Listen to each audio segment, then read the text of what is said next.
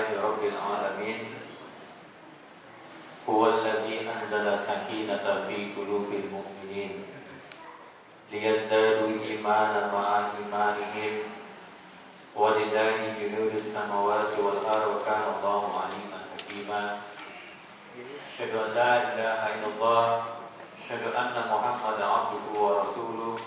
Allahumma shalli ala Muhammad wa ala ali Muhammad wa sallim wa radiyallahu an kulli sahabati Rasulillahi ajma'in. Qala ta'ala fil Qur'anil Karim, a'udzu billahi minasy syaithanir rajim. Wa man a'rada an dzikri fa inna lahu ma'isyatan dhanka wa nahsuruhu yaumal qiyamati a'ma. Qala Rabbi lima hasartani a'ma wa kuntu basira. Sadaqallahu alazim.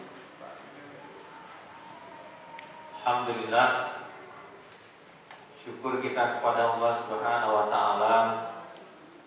Sore hari ini Allah limpahkan rahmat dan karunia kepada kita, kesehatan fisik, kesehatan iman, kesehatan, dan ini merupakan bagian terbesar dari karunia Allah Subhanahu wa taala. Bisa saja kita sedang sakit, fisik kita sedang sakit, tetapi kecenderungan kita adalah kecenderungan untuk selalu dekat dengan Allah Subhanahu wa taala. Kecenderungan kita sebagaimana kecenderungan seorang Abdurrahman ibnu Abdullah ibnu Umar bin Khattab, seorang laki-laki yang sangat mencintai Rasulullah Shallallahu Alaihi Wasallam. Maka karunia terhormat inilah yang selalu kita syukuri dan tidak pernah kita luput untuk selalu bersyukur kepada Allah Subhanahu wa taala. Serta salawat dan salam marilah kita mohonkan semoga tercurah kepada Nabi Muhammad sallallahu alaihi wasallam sebagai uswah dan qudwah hasanah buat kita semua. Bapak-bapak, ibu-ibu yang dimuliakan Allah Subhanahu wa taala, pada sore hari ini kita akan melanjutkan kajian tentang hadis yang ketiga dari hadis Arba'in yang dikumpulkan dalam kitab Imam Nawawi dan merupakan bagian-bagian yang terpenting dari bagian-bagian Islam itu sendiri. Pada kajian dahulu kita sudah membahas tentang al-Islam, membahas tentang al-iman, membahas tentang al-ihsan. Pada hadis ini, pada hadis yang ketiga ini, sedikit akan diulang kembali tentang pembahasan al-Islam.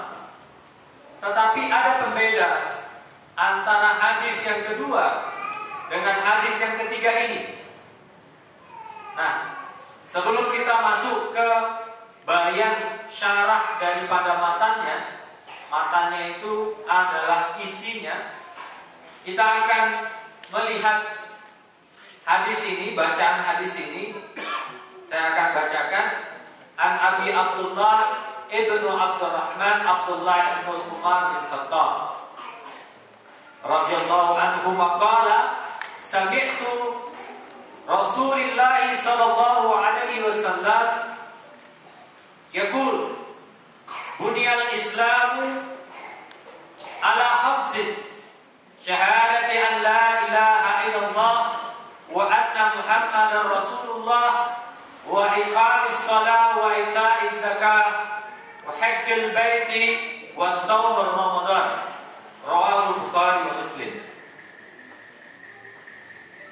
Kita lihat sebelum kita bahas tentang isinya, tidak salah kita melihat siapa yang meriwayatkan hadis ini. Beliau adalah Abdullah ibnu Rahman. Ini nama kunyah dari seorang anak sahabat Rasulullah SAW, dan beliau juga adalah sahabat kecil Nabi sampai sahabat besarnya Nabi. Kenapa disebut sahabat kecil? Karena beliau adalah anaknya Umar bin Khattab.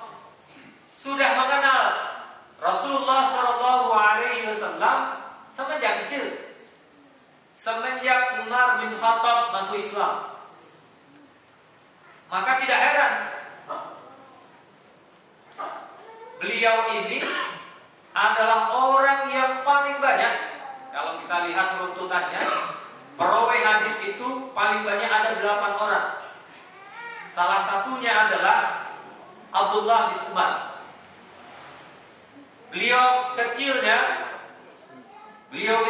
adalah orang yang terdidik langsung oleh Rasulullah SAW.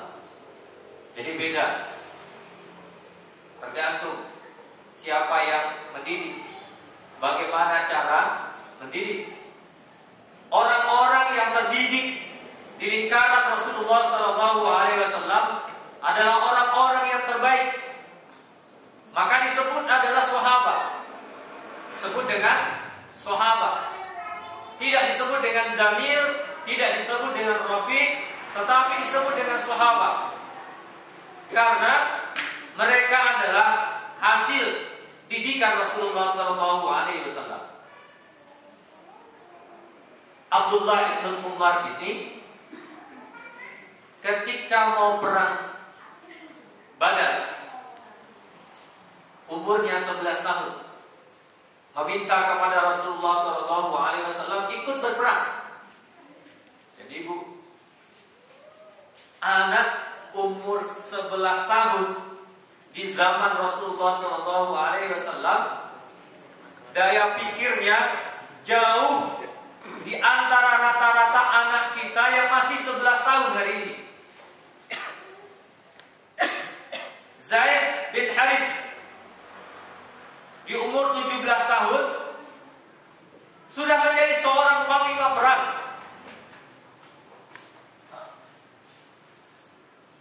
Banyak di antara orang-orang yang dekat dengan Rasulullah, orang yang dididik oleh Rasulullah SAW, adalah orang-orang yang terbaik. Kadang mereka ini kecil umurnya, tapi pemikirannya jauh dibandingkan dengan umurnya.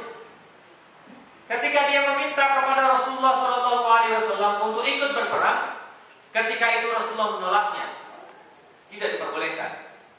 Kapan diperbolehkan oleh Rasulullah? Ketika umurnya 15 tahun.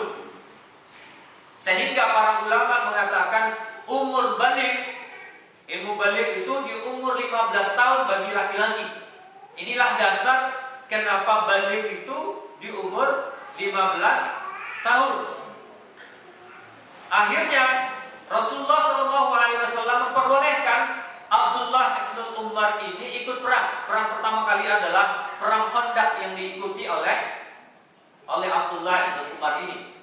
Kita tahu perang Khandaq ini memang tidak ada terjadi fisik, perperangan fisik, tetapi yang terjadi adalah kondisi alam yang sangat luar biasa ketika itu. Kondisi alam yang sangat tidak bersahabat dalam perperangan itu, sehingga muncul dari kalangan orang-orang yang keluar dari Mekah, terutama yang adalah Salman Al-Farisi, mengusulkan untuk membuat Khandaq, membuat parit dalam perperangan itu. Kondisi alam yang sangat sulit, makanan yang sangat terbatas, kondisi itulah yang dialami oleh Abdullah ibn Umar ketika pertama kali ikut berperang. Jadi umurnya tidak sebanding dengan pikirannya. Umur anak-anak kita yang umurnya 15 tahun, kalau kita tanya hari ini atau kita survei hari ini, apa yang mereka pikirkan di saat mereka umur 15 tahun, di saat 11 tahun? Saya juga tidak tahu. Terkadang saya melihat ada yang umurnya 15 tahun, cara berpikirnya tidak jauh berbeda dengan umur yang 11 tahun. Berpikir apa? Berpikir tentang apa dan bagaimana dia hidup di dunia ini untuk menuju akhirat. Kalau Abdullah ibn Umar ditanya, kenapa limadza anta muhaqaqu bil mukharabah? Bahkan dia itu mengikuti perang-perang kecil yang tidak diikuti oleh Rasulullah SAW. Apa katanya? Apa kata Umar? Abdullah bin Umar. Wa inna kuntu syahidan wa hada amali. Kalau seandainya Allah memberikan aku kematian dan menjadi seorang yang syahid, dan itu adalah cita-citaku. Jadi anak kecil 11 tahun cita-citanya mati syahid. Kalau kita cita-citanya apa, Pak?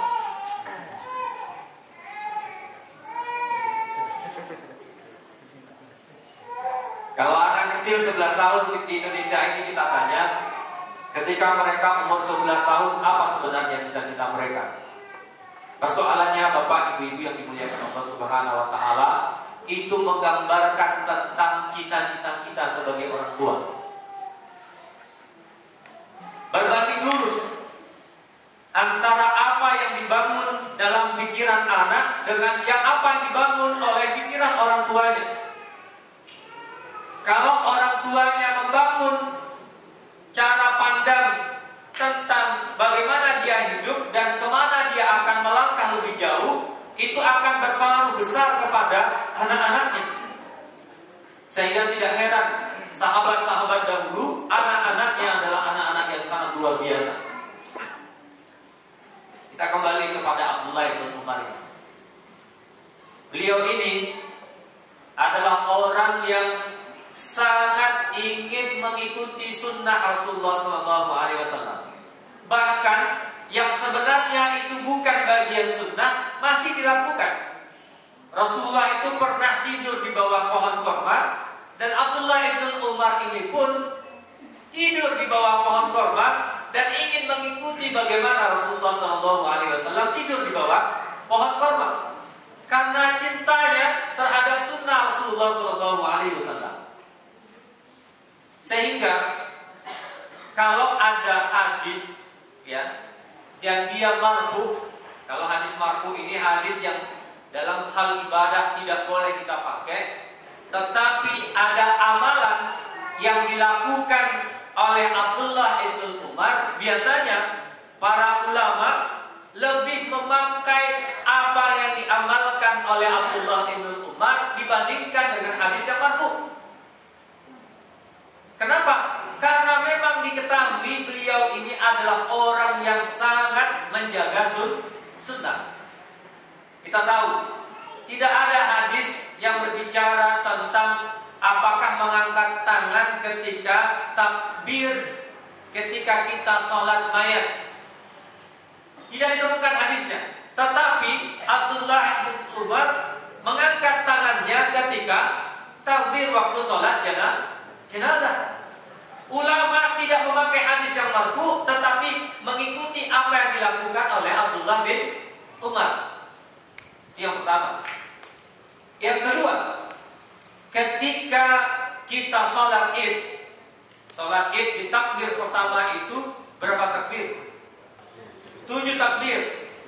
Itu tidak ditemukan di dalam hadis bahwa mengangkat tangan atau tidak. Tetapi para ulama mendalilkan bahwa Abdullah ibn Umar mengangkat tangannya di 7 takbir pertama dan 5 takbir yang kedua. Maka ulama mendalilkan apa yang didalilkan yang dilakukan oleh Abdullah bin Umar. Luar biasa. Seorang Abdullah bin Umar yang sangat menjaga sunnah Rasulullah SAW. Saya ingin bercerita tentang kehidupan Abdullah bin Umar biar kita paham Tentang siapa yang meriwayatkan ini? Yang meriwayatkan ini bukan orang sembarangan. Maksud saya seperti itu. Yang meriwayatkan ini adalah orang yang dipilih oleh Rasulullah SAW. Kenapa? Karena akhlaknya yang mulia. Karena akhlaknya yang mulia, cara berpikirnya yang begitu baik. Kita tahu sebuah cerita di zamannya Umar bin Khattab menjadi seorang khalifah, ya, menjadi seorang khalifah. Diceritakan bahwa ada ibu-ibu dengan seorang wanita yang cantik, yang ketika Umar bin Khattab ini berjalan di malam hari, fa'in kazal Umar ini berjalan selalu memeriksa di malam hari.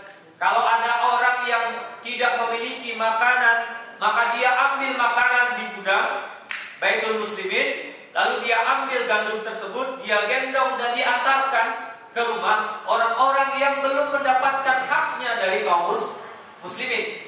Sehingga kita tahu di zaman Umar bin Khattab lah tidak ada orang yang mustahik. Dan ada orang yang berhak menerima zakat. Semuanya muzaki, orang yang memberi, tetapi tidak ada yang mustahik.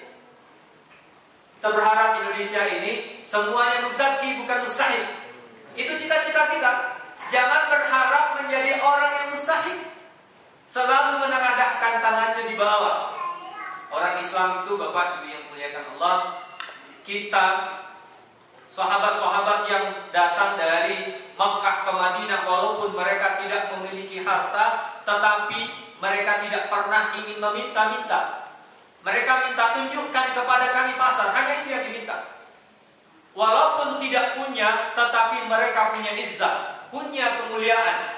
Tetapi orang yang Ansor tahu diri. Inilah saudara kita yang dari Mekah datang ke Madinah, tidak memiliki harta, tidak memiliki istri, tidak memiliki anak, istrinya ditinggal, anak yang ditinggal, ada yang berangkat hanya sendiri, hanya pakaian yang di badan. Tetapi orang-orang Ansor ketika itu paham bahwa mereka ini memerlukan, maka dibantulah mereka. Inilah yang disebut dengan bab isar, mendahulukan kepentingan saudaranya dibandingkan dengan kepentingan pribadinya. Sehingga Abdurrahman bin Auf itu memiliki kebun, ambillah kebunku itu. Sehingga Abdurrahman bin Auf punya beberapa istri, aku ceraikan istriku, ambillah di antara satu di antara mereka. Luar biasa, istri saja mau diberikan. Saya tidak tahu bapak-bapak di depan ini kalau punya istri satu dua. Ini baru satu kata sendiri. Ini baru mulai saja. Maka Rasul Umar bin Khattab selalu melakukan itu di malam harinya. Terdengarlah oleh Umar bin Khattab ini ada seorang ibu-ibu meminta kepada anaknya untuk mencampurkan air susu, ya, air susu dengan air putih. Sehingga apa? Apa kata anak ini? Tidak. Memang tidak ada yang melihat kita, kata ibu ini. Kan Umar bin Khattab tidak melihat. Kita kan ada di rumah.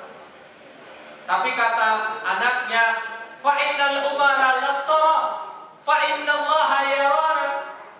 Memang Umar bin Khattab tidak melihat kita, tetapi Allah melihat kita. Ini bab yang sangat dalam dari keimanan seseorang. Jadi kesempatan itu, mampu kita tidak menolak kesempatan itu di saat kesempatan itu diberikan. Ada orang yang menyakiti kita, sakit, perkataannya itu menghujam ke hati saya, tidak akan pernah hilang sampai mati. Bahasanya begitu, sampai mati. Sehingga ada bahasa dalam hatinya ini tidak mau memaafkan. Bahasanya kira-kira seperti itu.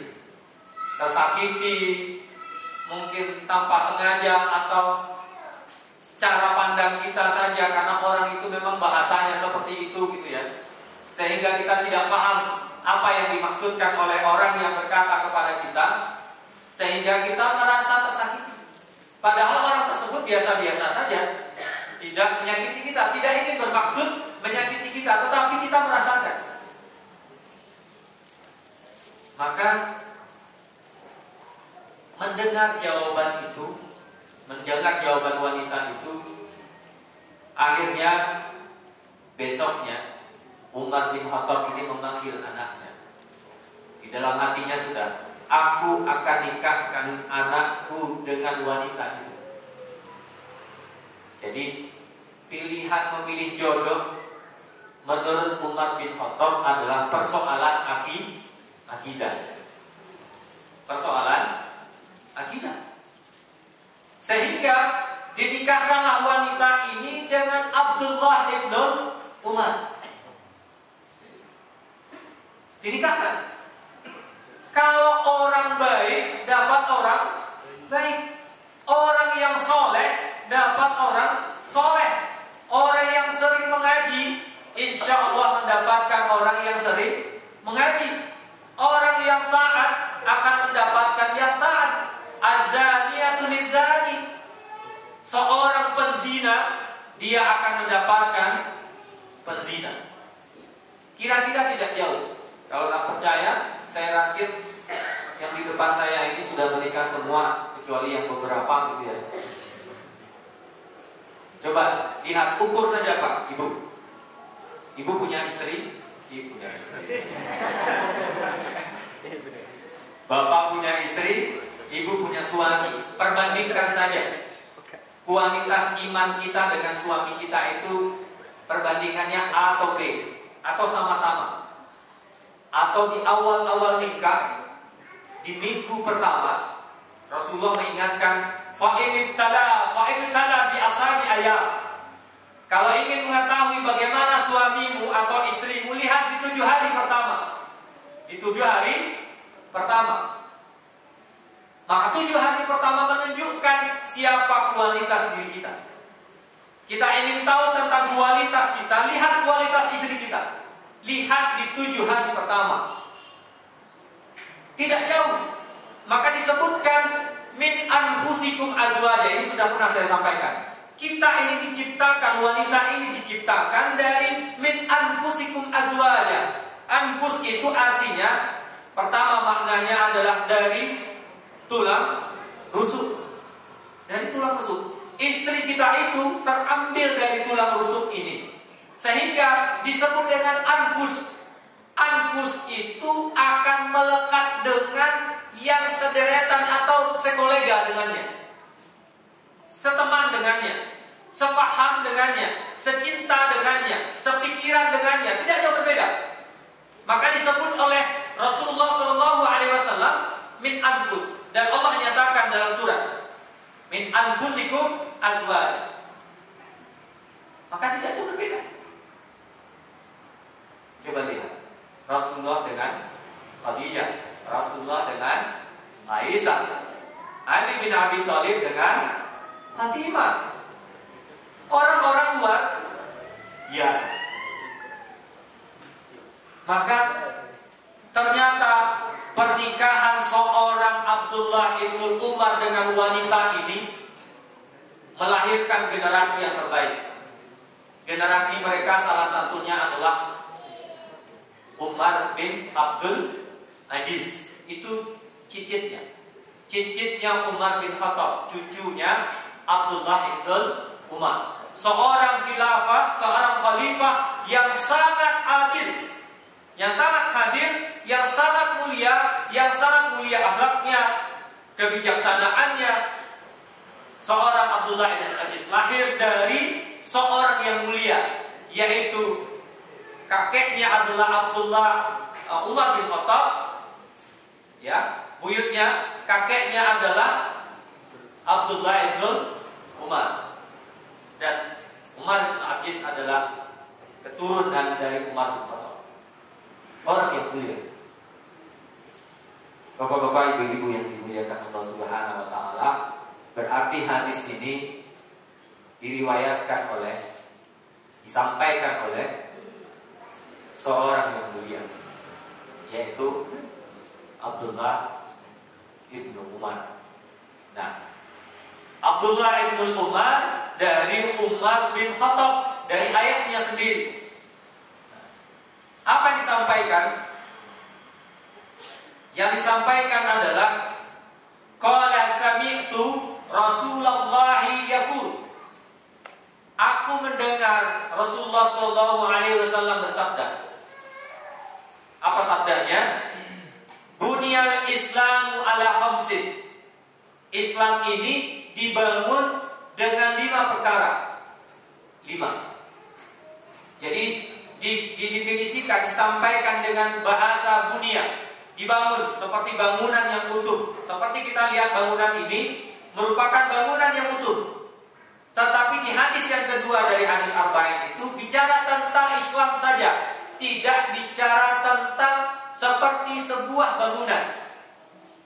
Hanya bicara tentang al-Islam saja. Kenapa bab ini menjadi penting? Jadi bahwa Islam ini dibangun terdiri dari 5 hal. Kalau kita paham rukun Islam, ya, kita kan dulu waktu kecil-kecil hafal ini, sangat hafal. Kalau saya itu di bawah naungan rotan. Kalau udah hafal, rotan tuh melayang. Sama ketika mengaji, kalau udah hafal hadis, ya, Bulughul Maram itu juga di bawah nama rotan. Tetapi insya Allah rotan itulah yang memahamkan kita tentang hadis ini, sehingga rindu dengan rotan-rotan yang berikutnya. Ketika kita menghafal, tetapi untuk kondisi hari ini tidak hanya menghafal, tetapi kita berpikir, kenapa Islam ini terbangun menjadi 5 hal? Kenapa? Bukankah Islam ini dimaknai hanya terperinci 1 nomor, 2 nomor, 3 nomor, 4 nomor, dan 5 nomor yang ingin disampaikan oleh Allah Subhanahu wa taala, ya, oleh Rasulullah sallallahu alaihi wasallam, bahwa inilah cara kita hidup, cara kita mendapatkan keberkahan, cara kita mendapatkan kenyamanan, dan cara kita mendapatkan surga. Jadi, kenapa ada syahadat itu? Kenapa ada rukun Islam itu? Adalah sebuah rambu-rambu, cara-cara yang diatur oleh Rasulullah SAW untuk bagaimana kita hidup dan bagaimana kita menjalani hidup dan bagaimana kita menggapai surga. Itu yang diajarkan kepada kita. Jadi tidak hanya menghafalnya, tetapi benar-benar memahami ini. Jadi ada ungkapan bahwa idza talaita bisyahwat, ya, idza talaita bisyahwat faraji ifazaka ala salawat.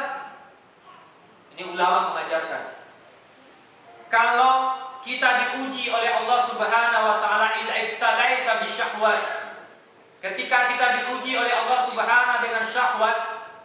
Syahwat itu apa? Keinginan-keinginan. Kalau keinginan itu sesuatu yang memang Allah berikan kepada kita, syahwat itu memang ada. Tetapi syahwat ini ada aturan mainnya, tidak sembarangan. Seorang laki-laki punya kecenderungan kepada seorang wanita, itu syahwat. Seorang wanita punya kecenderungan kepada laki-laki, itu juga syahwat.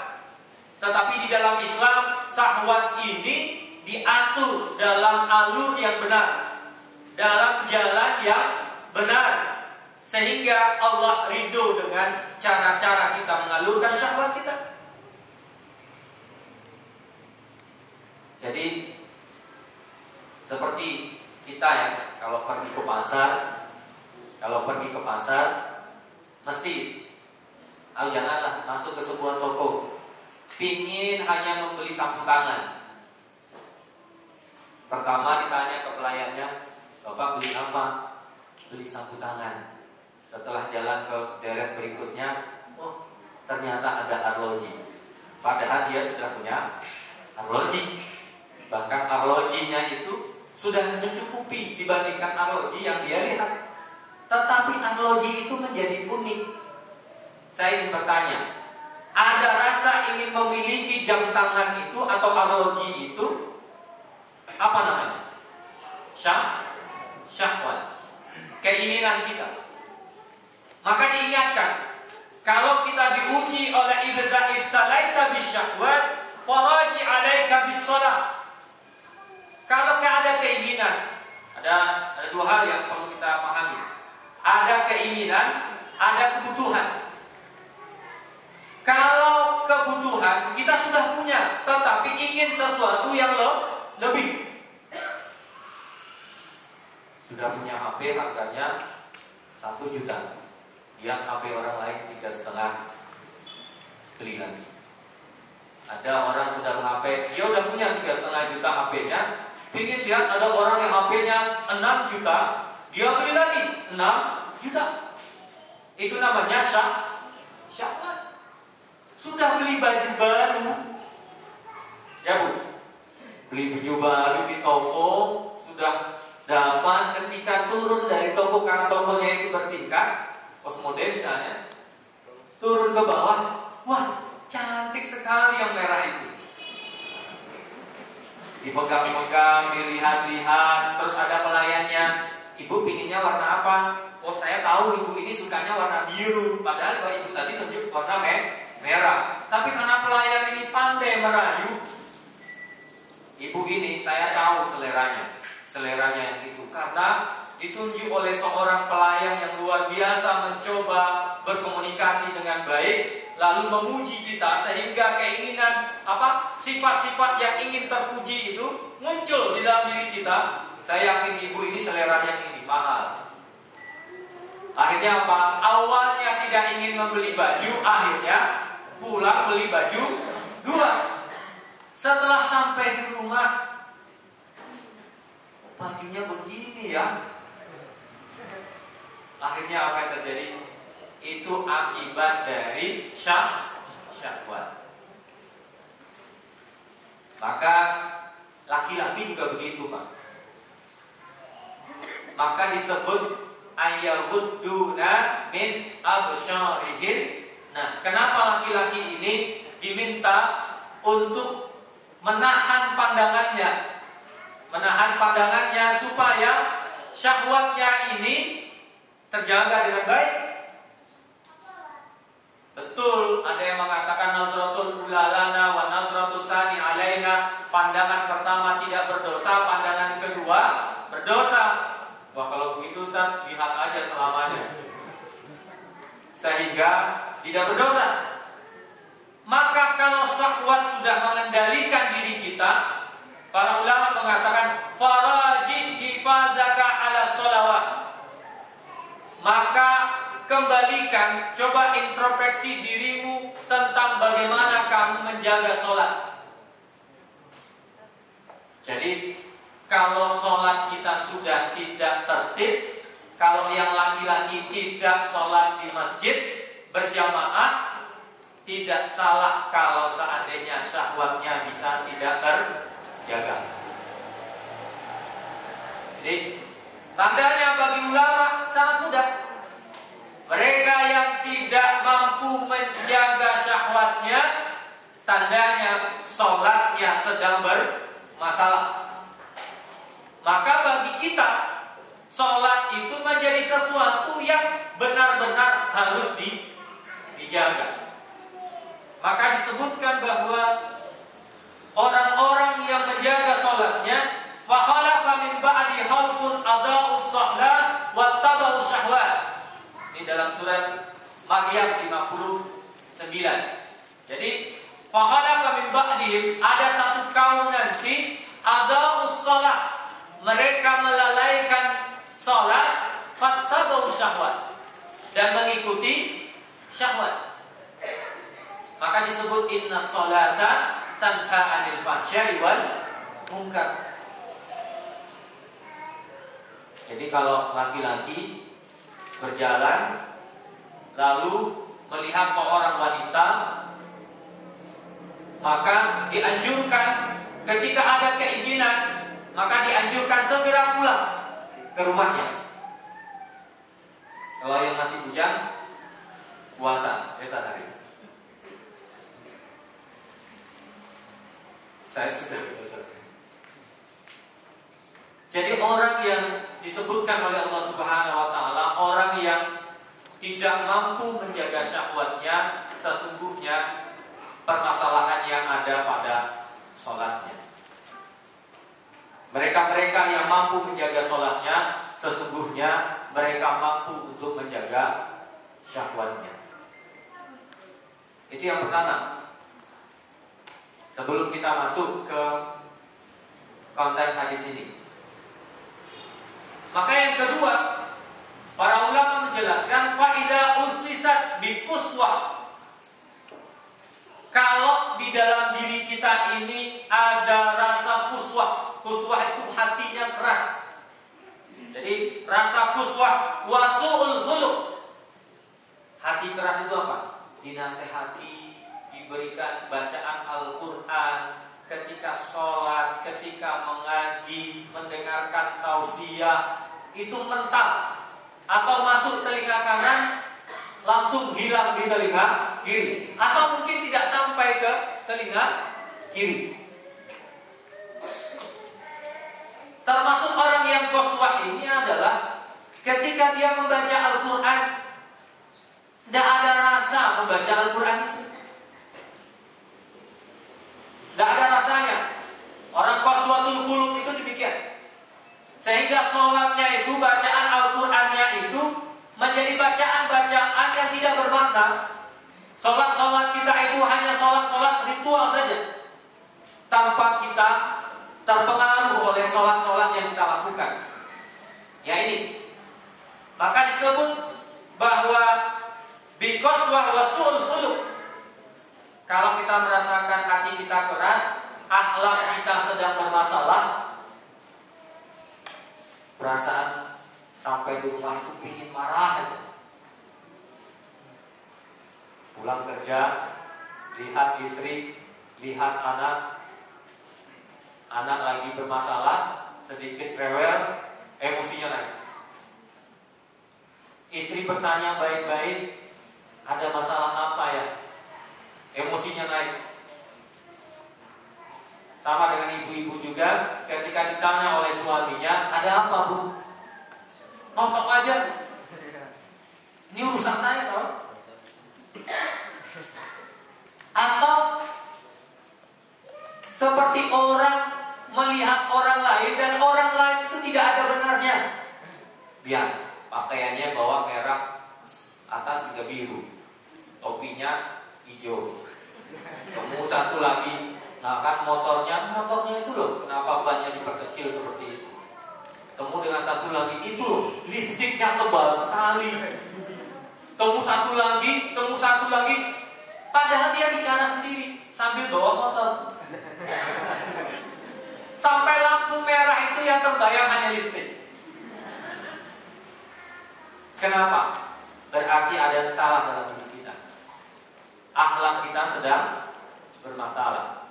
Maka disebutkan bahwa orang-orang yang seperti ini yang disebutkan faraji birruka liwalidaika.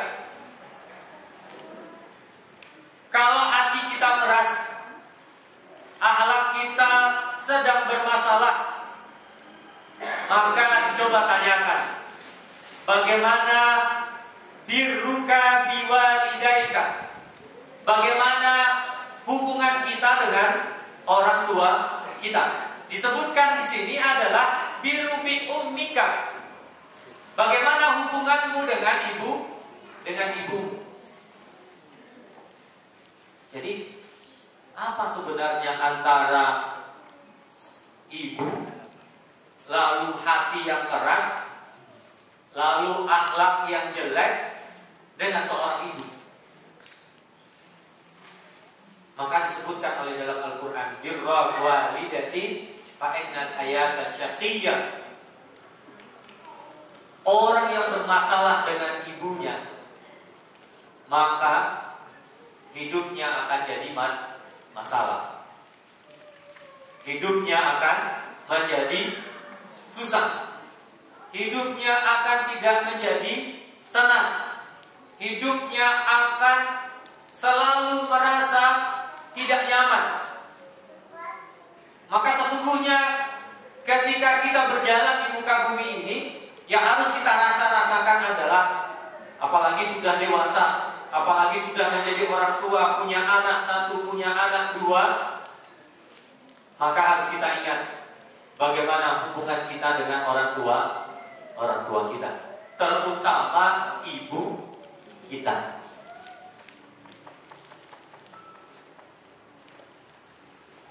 Bapak-bapak, ibu-ibu yang dimuliakan Allah Subhanahu wa taala,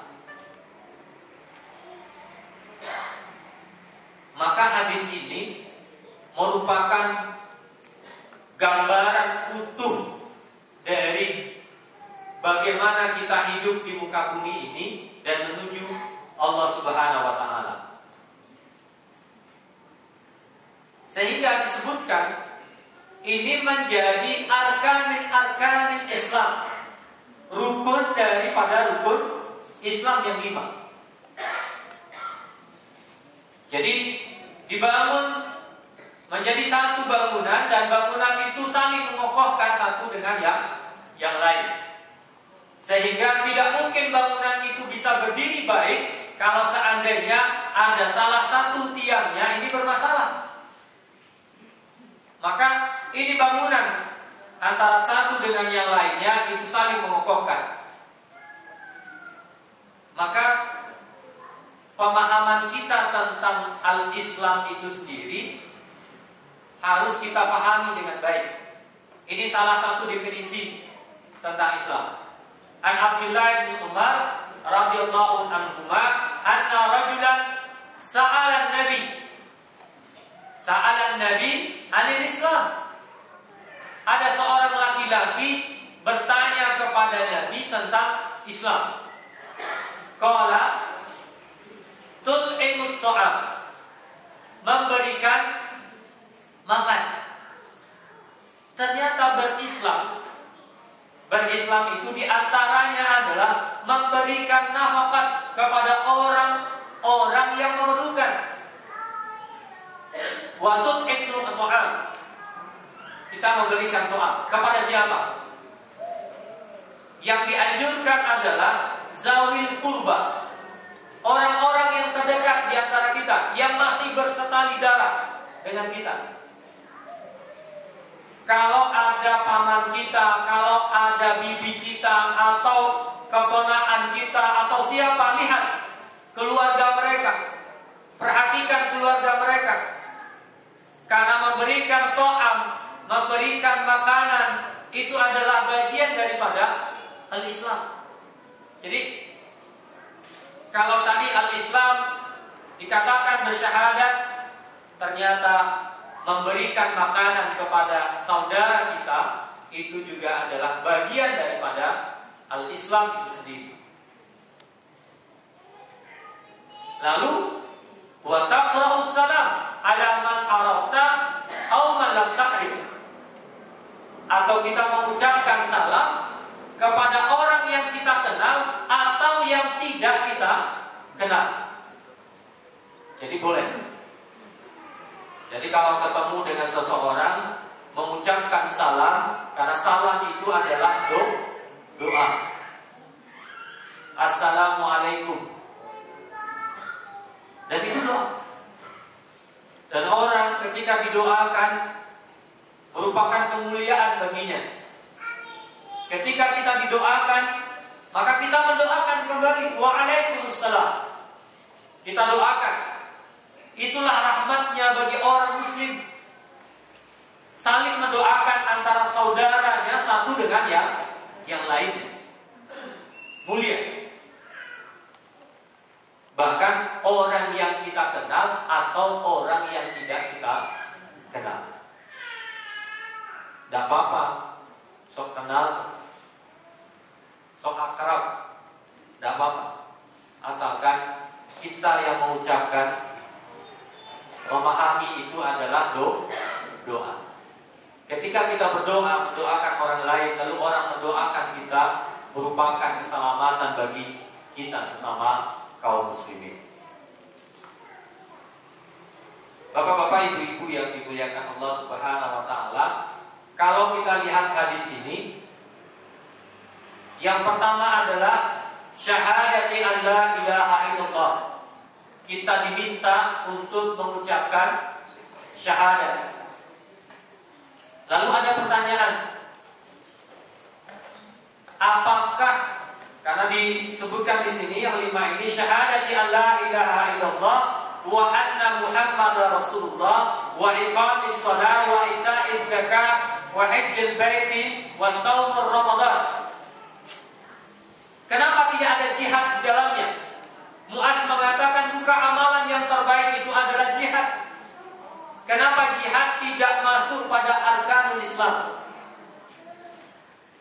Jihad itu, Mu'az mengatakan bahwa jihad itu fardu kifayah. Dan itu hanya berlaku pada batas dan waktu tertentu. Seandainya Islam ini terselamatkan, seandainya Islam ini termuliakan sampai akhirnya Nabi Isa alaihi salam turun berlawanan dengan Dajjal, ketika itu maka Islam ini selamat.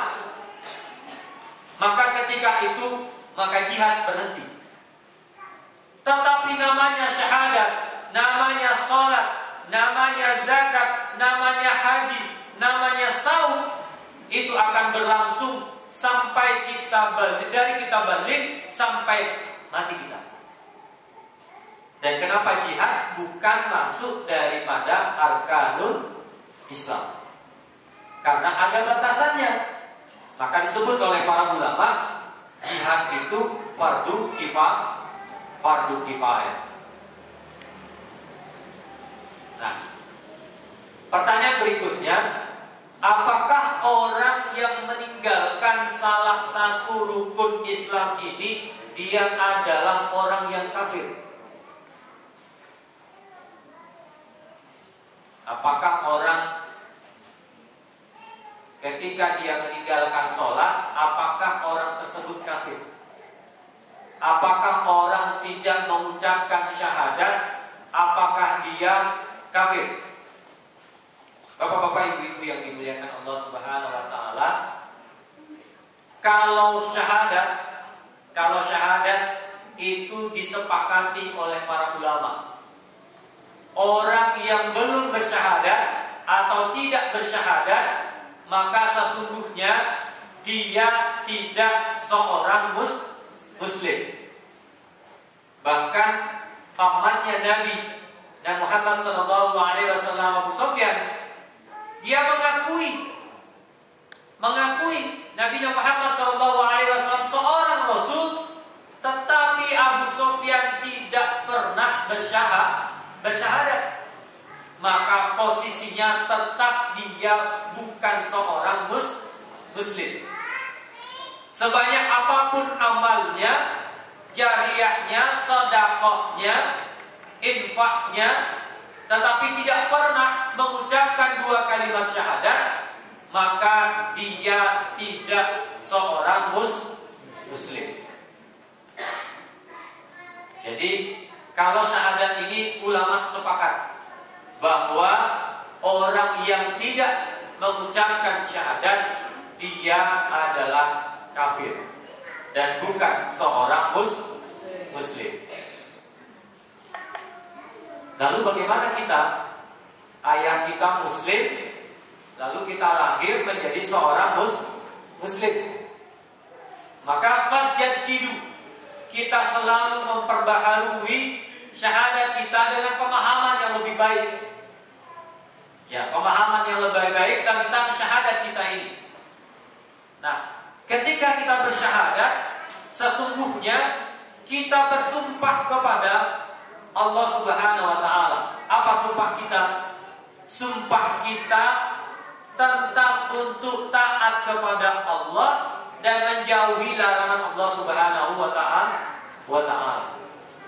Ini sumpah kita. Jadi ketika kita berislam, istaslama, menyerahkan diri kita sepenuhnya untuk Islam ini, untuk Allah Subhanahu wa Ta'ala, itu pilihan kita. Islam mewajibkan seorang wanita untuk memakai jilbab. Memakai jilbab. Kalau kita sebagai seorang muslim, maka jilbab itu menjadi wajib. Ketika sudah muslim, maka sholat itu menjadi wajib. Sholat 5 waktu itu menjadi wajib. Jatuh bagi kita taklif, jatuh bagi kita beban. Karena kita bagi seorang muslim. Maka kalau kita sudah bersyahadat, lalu bagaimana Ustaz? Kita sudah bersyahadat, lalu tidak melakukan sholat, tidak puasa, tidak berzakat, tidak berhaji. Apakah Islam kita batal? Maka dalam bab ini para ulama berbeda pendapat. Pertama, ulama mengatakan orang yang meninggalkan salah satu rukun daripada rukun Islam itu sesungguhnya dia kafir. Itu pendapat yang pertama. Pendapat yang kedua, orang yang meninggalkan salah satu rukun Islam ini tidaklah statusnya menjadi seorang yang kafir. Kenapa? Kalau pendapat yang pertama yang mengatakan meninggalkan salah satu rukun Islam ini kafir, karena apa? Karena seperti bangunan. Kalau bangunan ini tidak ditopang oleh semua penopangnya, maka bangunan ini akan hancur. Seperti sholat. Faman aqamaha faqad aqamad-din, faman tarakaha faqad hadamad-din. Orang yang mendirikan sholat sesungguhnya dia aqamad-din, mendirikan, menegakkan agama ini. Faman tarakaha, dan orang yang meninggalkan sholat sesungguhnya dia sedang menghancurkan agama ini. Maka ada yang mengatakan orang yang meninggalkan sholat berjamaah statusnya sudah kafir. Maka tidak ada hak baginya untuk disolatkan. Nah ini, karena ini perbedaan pendapat para ulama, para ulama, maka kita ambil dari kaulul jumhur ulama. Kalau jumhur ulama mengatakan bahwa meninggalkan salah satu daripada rukun Islam itu tidaklah kafir. Kenapa? Dalilnya may yaqulu la ilaha illallah dakhalal jannah. Siapa yang pernah mengucapkan la ilaha illallah masuk surga. Tapi jangan senang dulu.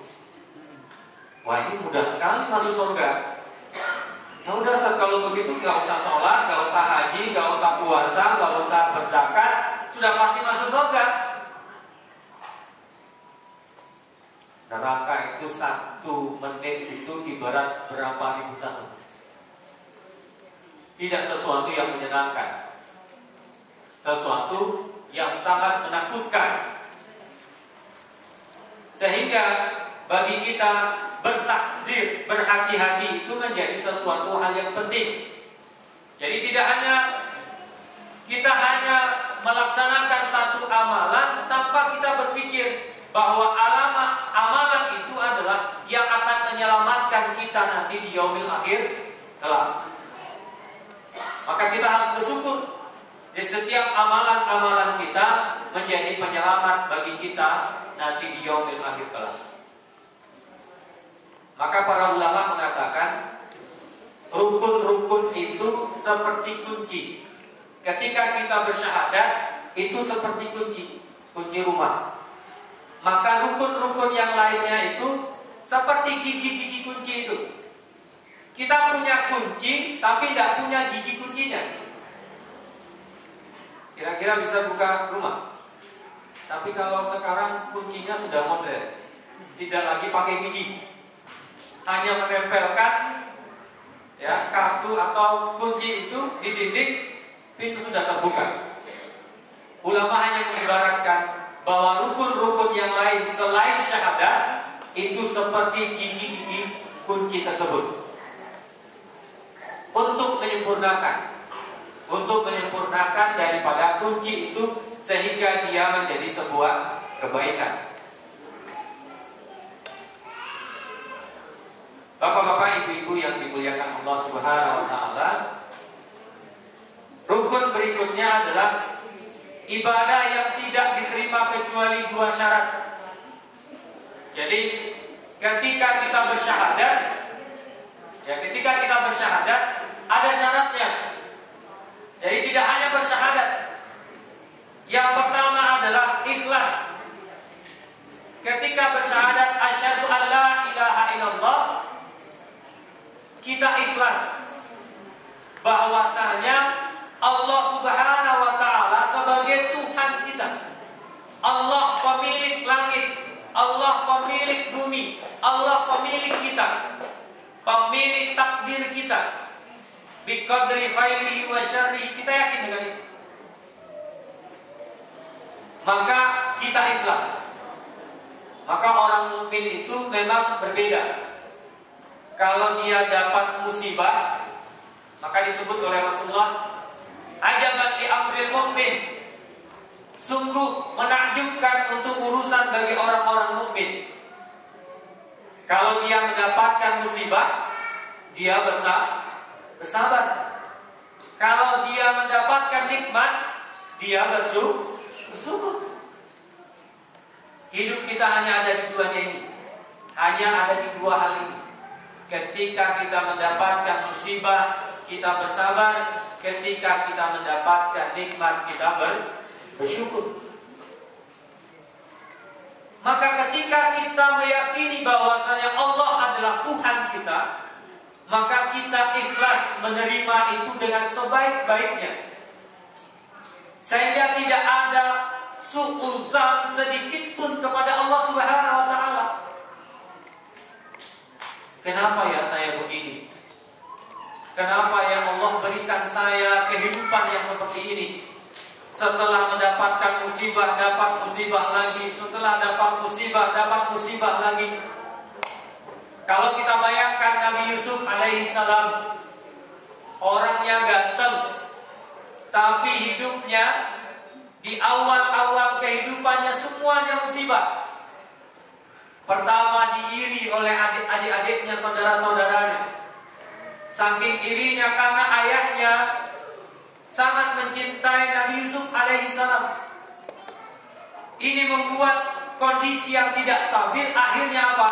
Akhirnya adik-adiknya ini, saudara-saudaranya ini, Benyamin CS ini meminta kepada ayahnya Yusuf alaihissalam, Yakub ketika itu, untuk mengajak Nabi Yusuf alaihissalam bermain, sehingga pemikiran mereka untuk dimasukkan Nabi Yusuf alaihissalam ke dalam sumur.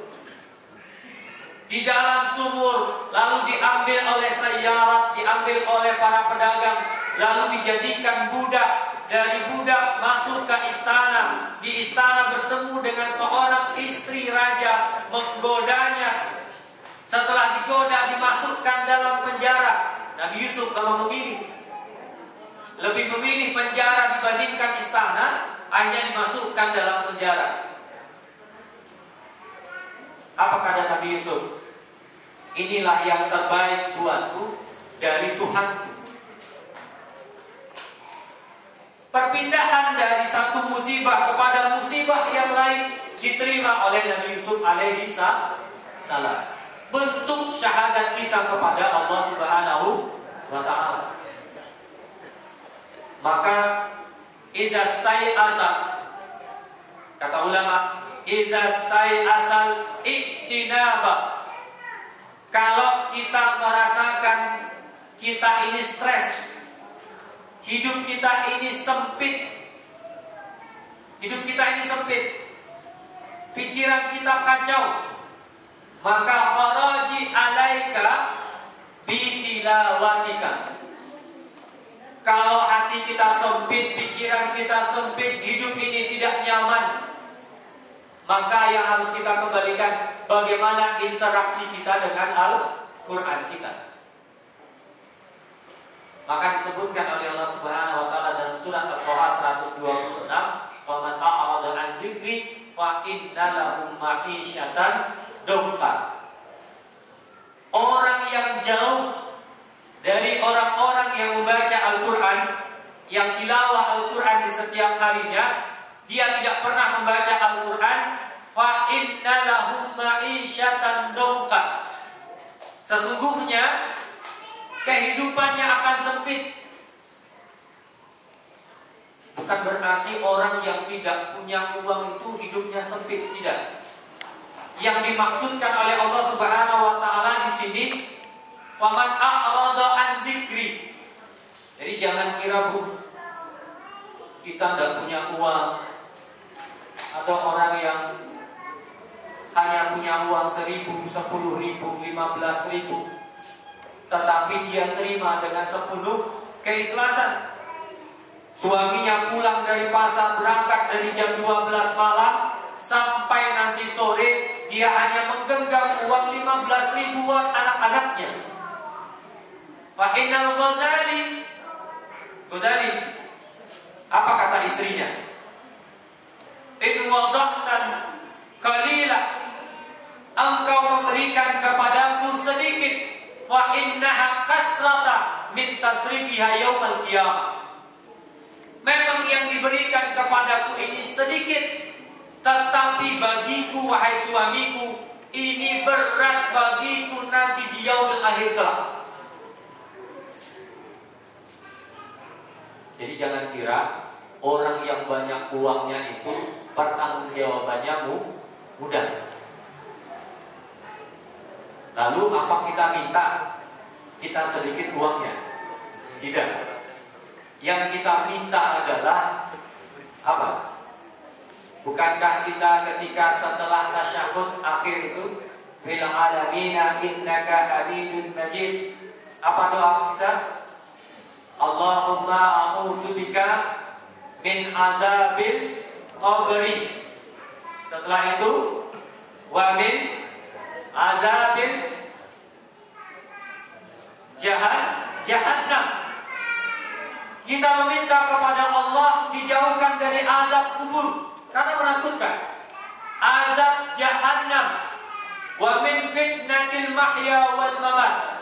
Dari fitnah hidup dan fitnah kematian. Fitnah hidup ini salah satunya adalah harta yang kita miliki. Apa yang kita miliki. Bersyukurlah ketika kita memiliki, maka kita paham bagaimana mengatur apa yang kita miliki itu menjadi sebuah kebaikan, sehingga tidak menjadi sebuah keburukan. Maka Allah Subhanahu wa taala tidak mengatakan hidup yang sempit itu sedikit uangnya, tidak. Rumahnya kecil, tidak. Mobilnya nggak ada, bukan.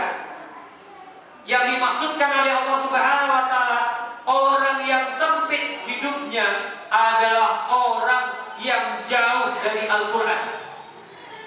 Faman a'rada an dzikri fa inna lahu ma'isyatan dhanka. Maka kehidupannya akan sempit. Maka di yaumil akhir nanti, maka dalam kondisi buta, a'ma. Jadi Bu, orang yang tidak pernah membaca Al-Quran, jauh dari Allah Subhanahu wa taala, nanti di yaumil akhir matanya ini buta. Apa tanya mereka? Qala rabbi lima hasyartani a'ma wa kuntu basira. Ya Allah, kenapa engkau jadikan aku buta padahal aku ini basiran, padahal aku ini melihat? Qala kadzalika atatka ayatuna fanasitaha. Kami sudah berikan ayat kepadamu, kami sudah tunjukkan Al-Quran kepadamu untuk dibaca, untuk ditadaburi. Fanasitaha, tapi engkau melupakannya. Nah, ini yang kita khawatirkan. Maka kehidupan yang sempit ini jangan membuat kita lebih sempit nanti di yaumil akhir kelak. Semoga kesempitan kita di dunia ini dari segala hal yang menurut orang itu sempit, tetapi menjadi lapang bagi kita nanti di yaumil akhir kelak. Bapak-bapak, ibu-ibu yang dimuliakan Allah, yang terakhir adalah ittiba. Karena kita bersyahadat asyhadu an la ilaha illallah wa anna Muhammadar Rasulullah, maka tidak ada jalan lain untuk kita ittiba, mengikuti, kecuali mengikuti jalan Rasulullah sallallahu alaihi wasallam. Semoga dari bayat yang singkat ini kita memahami Islam ini lebih baik.